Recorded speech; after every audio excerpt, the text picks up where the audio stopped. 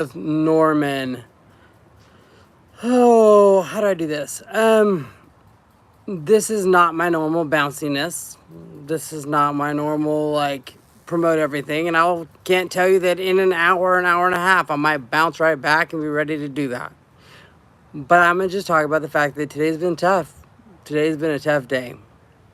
And it's been tough because a colleague of mine that I work very, very well with, and she's amazing. She's an amazing human being. She's incredible.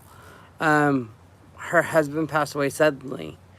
And so I went to a memorial service today, and it was amazing. The service itself was amazing. The people around the family is amazing. But it's also a tough time of year because next week is the anniversary to my mom passing away about 3 years ago, and then 6 days later my grandmother passed away. So I had like 2 weeks. I have a lot of grief this time of year, which is weird in itself, but it's an odd thing.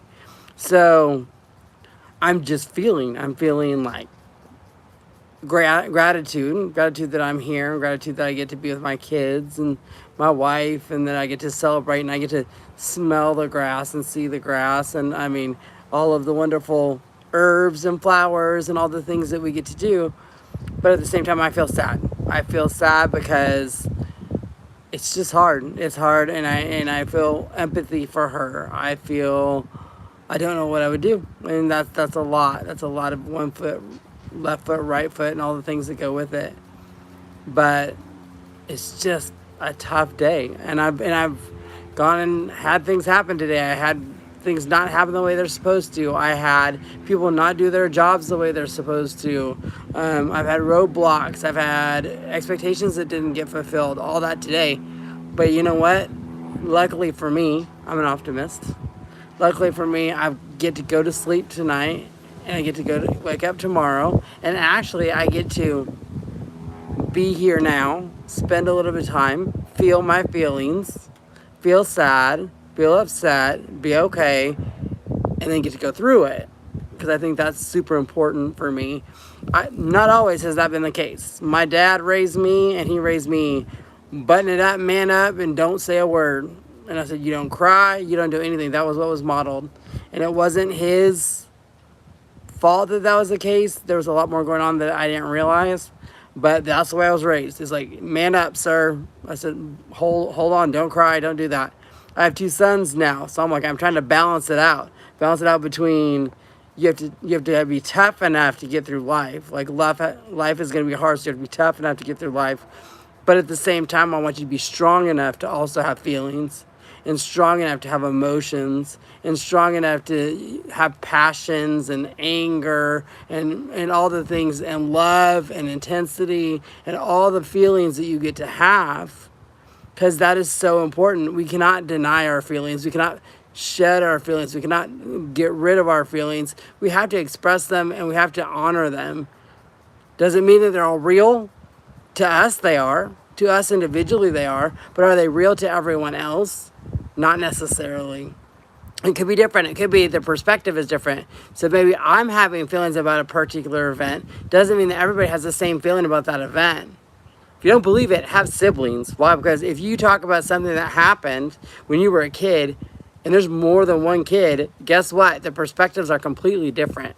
I can talk about a family event. My sister, my brother, I'm like, it is completely different. I'm like, did you see the same thing I did? It's wild. But it's one of those things that I'm like, but we get to honor our own perspective. We get to have our own history. We get to be our own people. And that is a blessing. It's a blessing that I get to laugh. It's a blessing that I get to watch TV and all the things. It's a blessing I get to drive. My mother was an amputee. My mom was an amputee. And so I get to walk. And sometimes that is where my gratitude lies, is I get to walk. And her grandmother told her, I love this. This is something her grandmother told her, and it's fantastic. And she said, came home from school, she was really crabby, and her grandmother came to her and said, Christy, she's like, what's wrong? And she's like, I'm just mad, Grandma, I'm having a hard day. And she's like, well, I need you to go walk over to that window. And so she walks over to the window, and she's like, can you look out that window? Can you see out that window? She's like, yeah. She's like, so you have your sight. She's like, were you able to walk over there? Were you able to use your feet? She's like, yes. She's like, that's amazing. Can you hear the birds singing? Can you hear the birds singing? She's like, yes. And she's like, then what do you have to bitch about? What do you have to complain about? Because you were able to do all those things, and yet you're complaining about the way life is.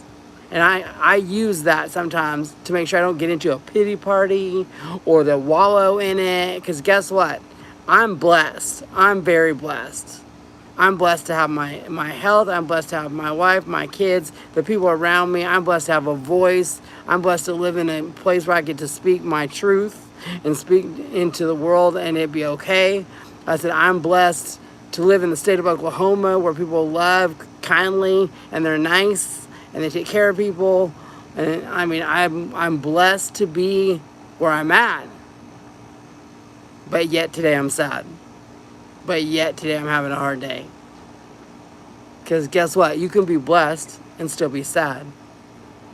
You can have a hard day and still love life. You can struggle but still have support and people around you. And that is an important thing.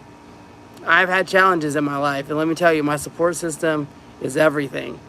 So what did I do? What did I do to help out this friend of mine that was going through grief?